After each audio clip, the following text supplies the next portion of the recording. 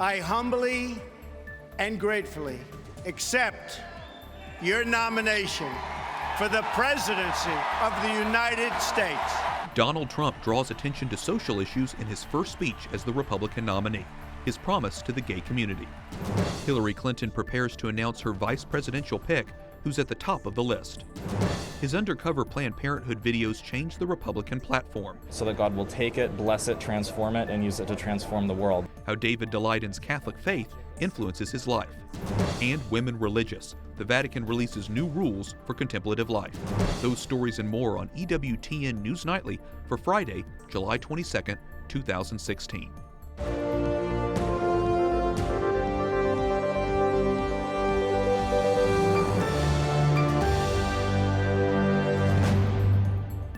That was amazing, and the party has just come together. Donald Trump praises the Republican National Convention. Now he's rallying Republicans to defeat Hillary Clinton in November. Good evening and thank you for joining us. I'm Wyatt Goolsby with your News Now.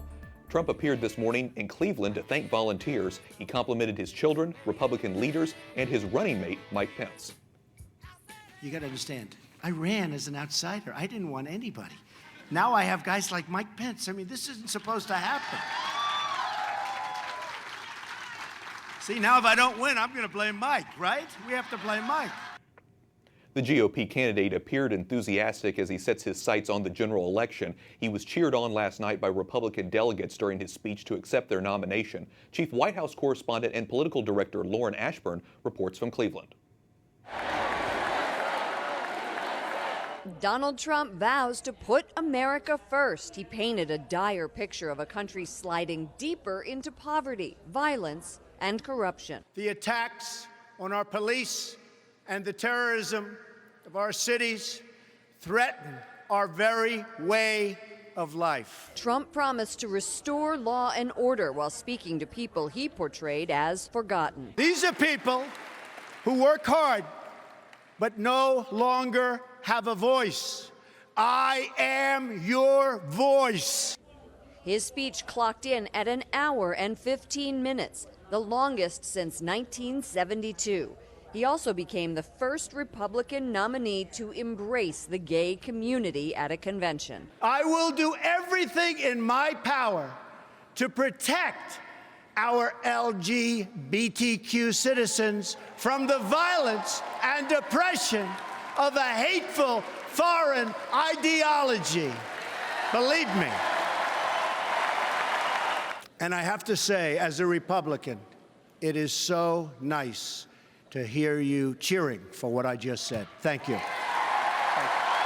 Trump blasted his Democratic opponent, Hillary Clinton, as he set his sights on the general election in November. This is the legacy of Hillary Clinton: death, destruction, terrorism, and weakness. Let's defeat her in November. In Cleveland, Lauren Ashburn, EWTN News Nightly. Lauren Ashburn continues our team coverage with reaction to Trump's speech and his claim that he's the law and order candidate. Tim Carney is senior political columnist for the Washington Examiner. Melinda Hettenberger is editor-in-chief of Roll Call. Welcome to the program. Thank you.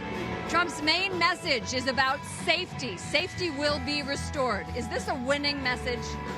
Well, I thought it was a bit of an overreach when he said that safety will be restored and violence eradicated on June 20th.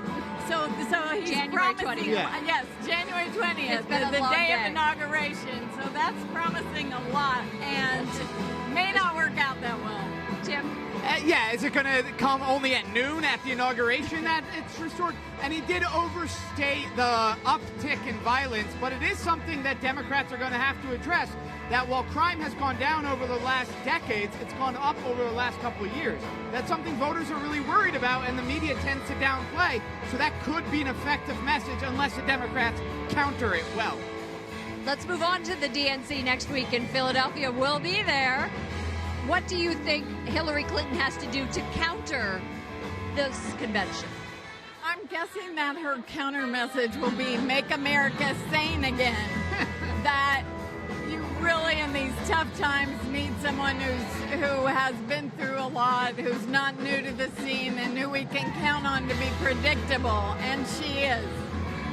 And I think while she could say that this has been a very divisive convention here, and she's going to focus on bringing people together, and that message is one that I think will make a good contrast to the RNC. But she's a divisive character, so it might be hard to make with her at the top of the ticket. All right, well, we will see you in Philadelphia. Thank you so much for joining us. Melinda Hadenberger, editor-in-chief of Roll Call, and Tim Carney with the Washington Examiner. Thanks, Lauren. Now attention turns to the Democratic National Convention. It begins next week in Philadelphia. Today, the stage is set. This is what it will look like when Hillary Clinton and her supporters step into the spotlight. Our politics team will bring you comprehensive coverage. The big question right now is who will Clinton pick as her running mate? Virginia Senator Tim Kaine and Agriculture Secretary Tom Vilsack are considered leading contenders. Clinton may make the announcement before the end of the day and appear with her running mate as early as tomorrow. She's kicking off a two-day swing through Florida with stops in Orlando and Tampa. Now to other stories our EWTN News Nightly team is covering in today's world.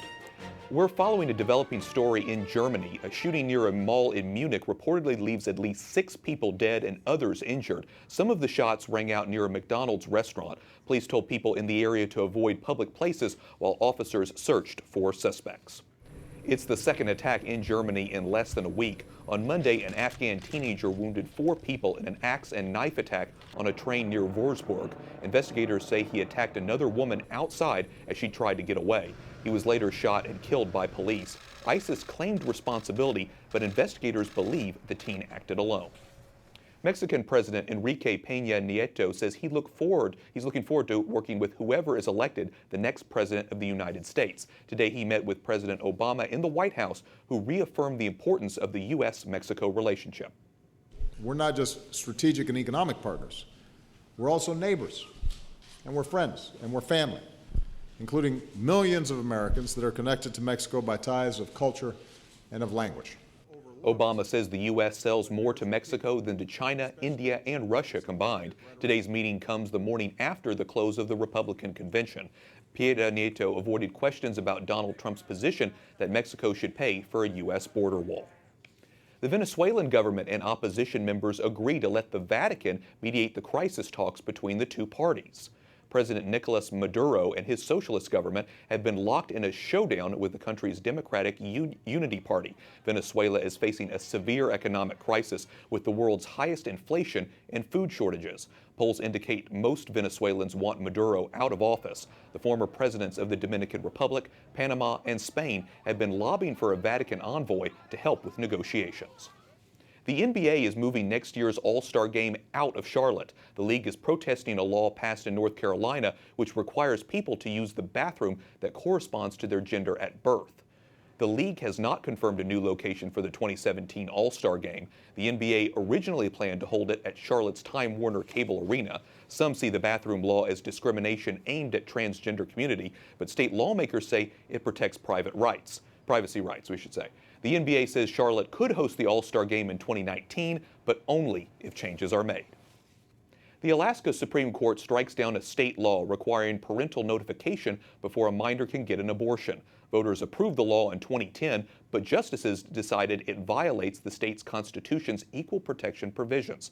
The ruling did not consider whether abortions should be available to minors without restriction. An Indiana woman blamed for killing her premature baby by taking abortion-inducing drugs just had her conviction overturned. The Indiana Court of Appeals decided the state's law was not intended to prosecute women for their own abortions. Purvi Patel remained convicted of another charge, neglect of a dependent.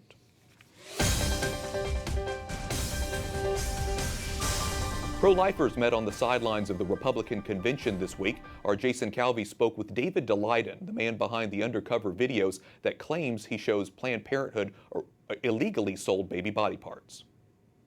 It's definitely a huge honor and very humbling to see your work break into the upper echelons of the political discourse that way. The Republican platform approved this week mentions David Daleiden's 2015 expose It also says Republicans oppose government money going to groups like Planned Parenthood so long as they provide or refer for elective abortions or sell fetal body parts rather than provide health care. Daleidon's undercover work led to allegations that the country's largest abortion provider profits from the sale of fetal body parts. But prosecutors in Texas brought charges against him. One charge has been dismissed, and Daleidon says he hopes the remaining charge will be dropped next week. Investigative journalism is your right under the First Amendment, and it's protected activity. It does not count as fraud.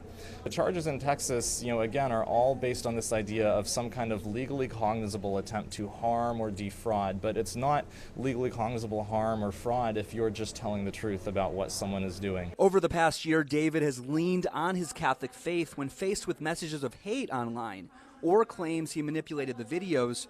In particular, he points to Pope Francis, Our Lady of Fatima, and the Old Latin Mass, where we offer the best of what we have to God in spite of our own weaknesses and on account of our own weaknesses as well, so that God will take it, bless it, transform it, and use it to transform the world. Daleidon's work has certainly transformed the national debate on abortion and Planned Parenthood. At the Republican National Convention, Jason Calvi, EWTN News Nightly. Coming up, new rules for contemplative life, what the Vatican is telling women religious, and unifying Republicans. We asked the party's chief strategist about this week's developments.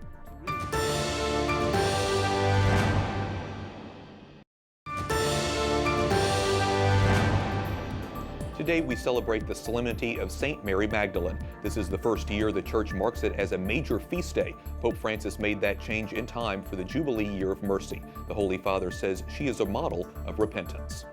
Thank you for joining us this evening. I'm Wyatt Goolsby. The Vatican releases new rules for women religious in the contemplative life. Many of them emphasize the importance of making sure God is at the center of monastic life.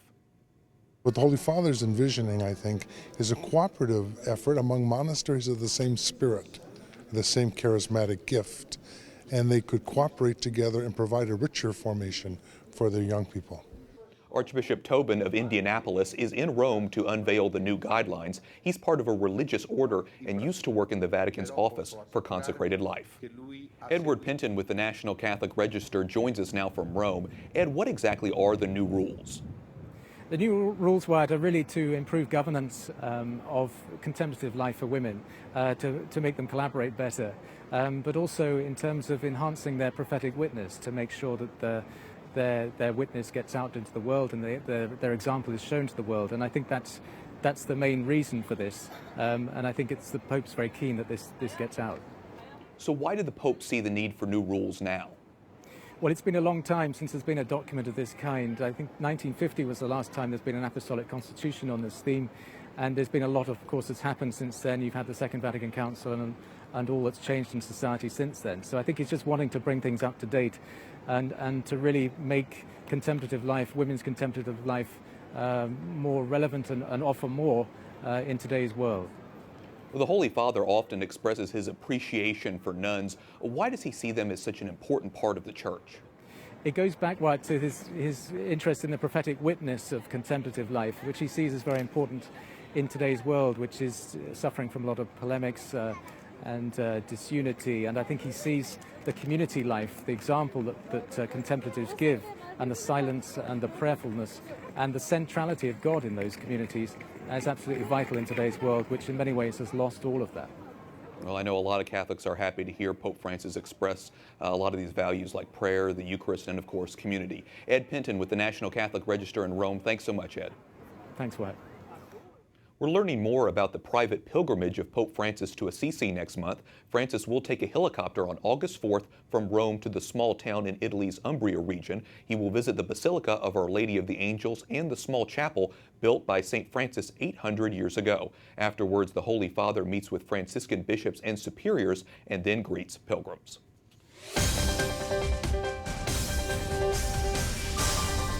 The Republican National Convention was not only designed to promote Donald Trump, but also to unify the party. Lauren Ashburn asked the chief Republican strategist about this week's developments. Sean Spicer is the communications director and chief strategist for the Republican National Committee. Thanks for joining us. Thank you for having me. Did the RNC achieve its goals? I think so. I think conventions do three things. One, You want people to walk away with a better understanding of your candidate. I think that was achieved. Two is I think you want to draw a contrast with the people that you're running against. And there's no question that people here in the hall understand You're running against Hillary Clinton. Guilty. Exactly. Okay. And then third is, I hope as a lifelong Republican and as a member of the RNC staff, I hope more people come away and want to be part of our party, maybe even peel a couple Democrats away. Yeah. Well, did you unify the party? I mean, there's all this talk with Ted Cruz's speech, not endorsing him. People attacked Melania for plagiarism. But do you really feel like coming out of this, you're unified? It's not 100%, there's no question, but I don't think either party has a monopoly on that. But when you look at what happened, and so you look at the Ted Cruz example, for instance, Donald Trump, I think it says a lot about who he is. He ran against 16 additional folks, right? All very qualified. And he said, I would like all of you to participate in some way in this convention. Some of them said, I don't support you. I'm not going to come. Senator Cruz accepted that invitation and said, I'm going to come here. And he had an opportunity as a leader in the conservative movement to really lay out the case of what's at stake in this election.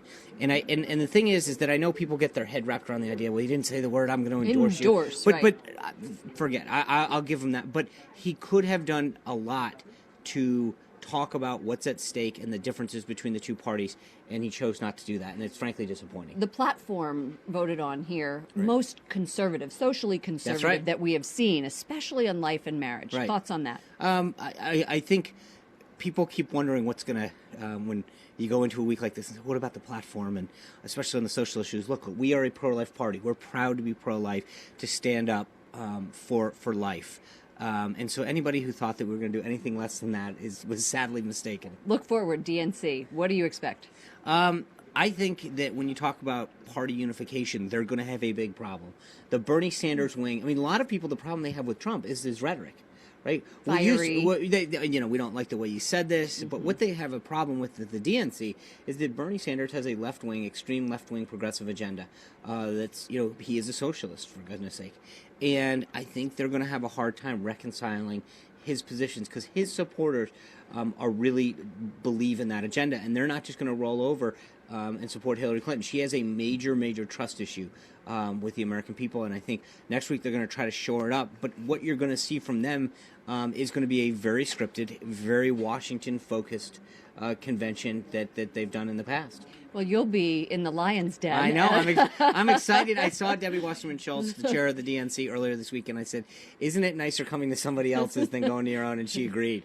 And it really is that case, that going to someone else's convention is a lot more fun. Lot less pressure, and you get to throw some firebombs every once in a while. We'll see you at the DNC. We're looking forward to interviewing you there. Thanks, Sean Spicer, Chief Strategist, Communications Director for the Republican National Committee. Up next, social media transforms the way we interact with presidential politics. And the beauty of faith, how St. Mary Magdalene is remembered in art.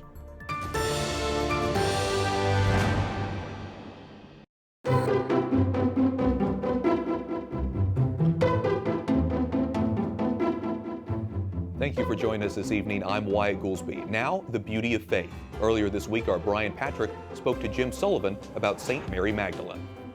Dr. Jim Sullivan, author of The Beauty of Faith and former guide at the National Gallery of Art, with us as we celebrate the Feast of St. Mary Magdalene, elevated from what was a memorial almost on par with the apostles. Tell us about this saint and what we learn about her from this 16th century drawing. This beautiful 16th century drawing in pen and ink on vellum from the National Gallery shows us St. Mary Magdalene praying in the wilderness. She's kneeling before the crucified Lord with her arms folded in a gesture of repentance. From the Gospels, we know that Mary Magdalene was a faithful follower of Jesus. She was a witness to his crucifixion and his resurrection, and among the first to actually announce the good news of the resurrection. St. Luke and St. Mark tell us that Jesus drove 7 demons out of her. It is only in the Middle Ages that we have this tradition develop of associating Mary Magdalene with the unnamed woman in the Gospels who washes the feet of Jesus and anoints him with oil. And so this is why artists now begin to show her as a model of conversion of heart and repentance. Our second piece really is in sharp contrast, very dark, deep shadows. This mysterious painting is the work of the French Baroque artist Georges de la Tour, who was very much influenced by Caravaggio, the master Baroque Italian artist. And following Caravaggio, de la Tour uses the technique of chiaroscuro, which is the contrast of light and shadow to evoke that moment of grace, that moment of spiritual illumination that comes in repentance. And so the entire canvas is enveloped in darkness, except for that single source of light at the center of the composition that sheds this beautiful, warm, radiant light on the scene. Mary Magdalene is seated with her hand on a skull and a book reflected in a mirror. These are all symbols of the passing nature of life itself, the vanity of earthly pleasures. And Mary Magdalene is the one who turns her heart to God, looking for mercy as she repents of her sinfulness. Very powerful. Dr. Jem Sullivan, author of Beauty of Faith, thank you for joining us. Thank you.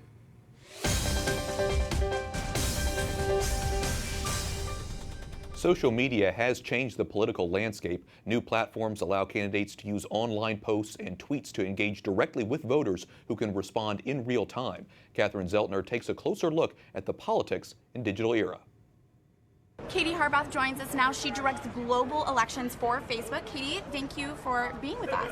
Thanks for having us here, or being here with us in Facebook Central. So we are here at the Republican National Convention, where we are working with delegates, journalists, policymakers on going live on Facebook, helping them to share the conversation, the experiences happening here in Cleveland with everyone back home. And you've been here all week. What has the conversation been? What trends have you guys been seeing? So we've had over 89 million unique people since January 1st, having over 2.9 billion interactions about the candidates and the issues.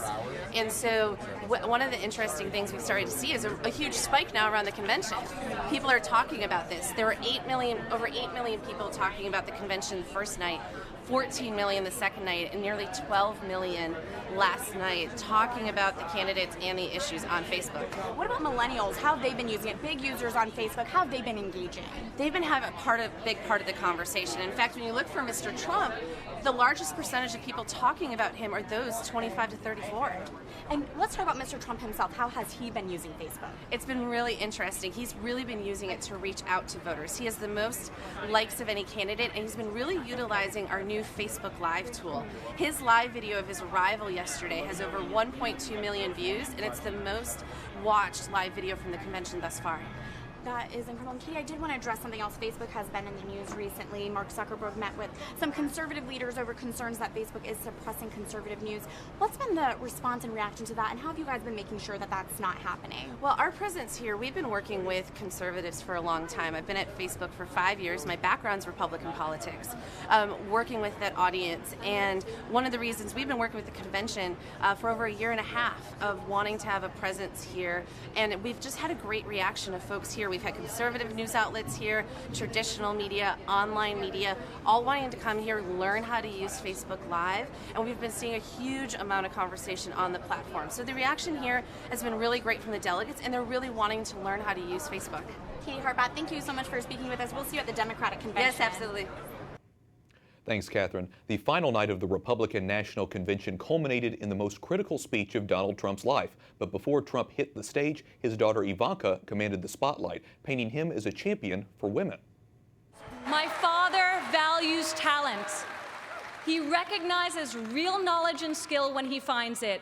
He is colorblind and gender neutral. He hires the best person for the job, period. Ivanka's speech capped 4 days of personal testimonies from Trump's children and his wife, Melania. He praised all of them this morning.